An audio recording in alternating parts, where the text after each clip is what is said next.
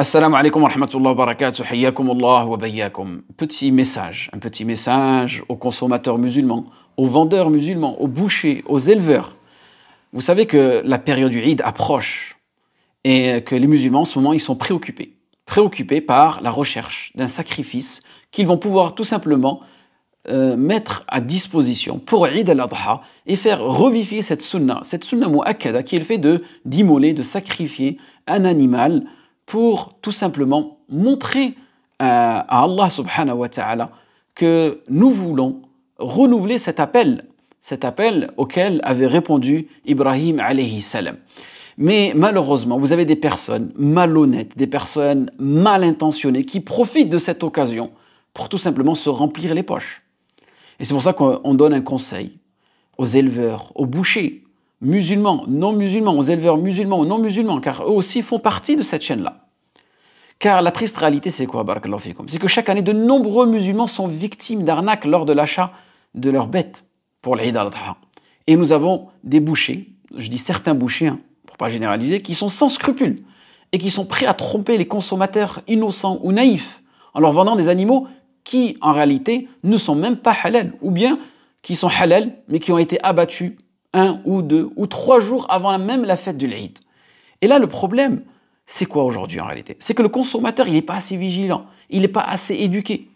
Et vous avez des personnes qui disent, moi, tu sais, je m'en fous, moi j'ai fait ce que j'avais à faire. À croire que tu vois, c'est une sunna qu'il faut s'en débarrasser. Moi j'ai fait ce que j'avais à faire et c'est lui qui sera responsable le jour du jugement dernier. Oui, mais c'est pas comme ça que tu dois voir ça. C'est une ibada. Regardez lorsque vous allez acheter des habits.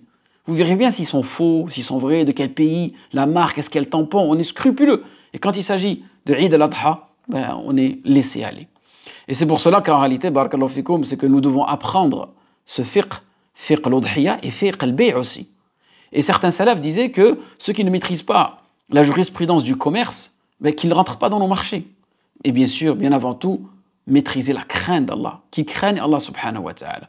Donc, barakallahu fikoum, faites attention dans un premier temps que ce mouton-là ou cette bête-là, elle ait bien plus de 6 mois. D'accord? Vérifiez bien cela. Tout simplement en posant des questions. Vous allez poser des questions aux éleveurs.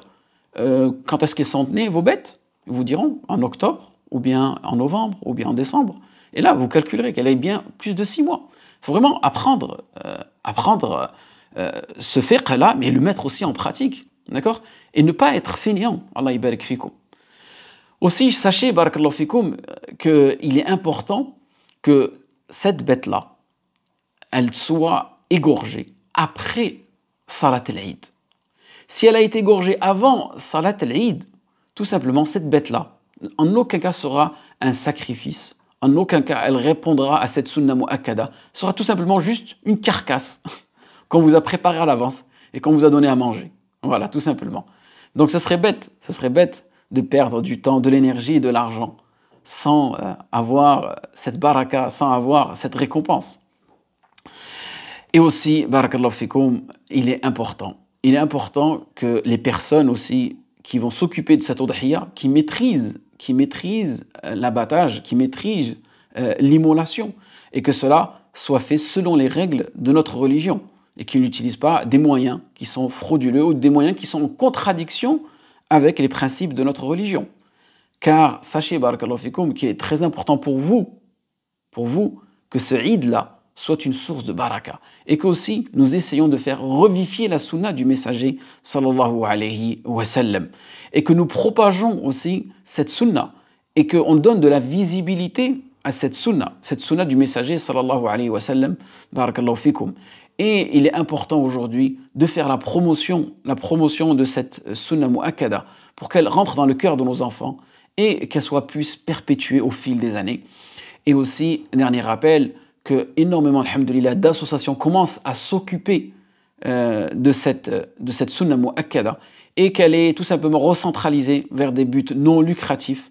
Et on éloigne toutes ces personnes qui sont mal intentionnées, qui veulent juste faire de l'argent sur les musulmans durant ce Eid al-Adha. Et qu'alhamdoulilah, aujourd'hui, vous avez des associations qui, à travers ces gains-là, les redistribuent dans des projets associatifs. Et souvent, vous me posez des questions, quel type d'association? Moi, c'est que je connais, il y en a énormément, alhamdoulilah, sans discriminer. Mais Kebchi, walillah ilham, ça fait depuis quelques années qu'ils font du très très bon travail. On demande à Allah subhanahu wa ta'ala qu'ils mettent la baraka dans leurs projets. Et on demande à Allah subhanahu wa ta'ala qui facilite tout musulman à accomplir cette sunna mu'akkada, wa hiya Eid al-Adha. Wa barakallahu fikum.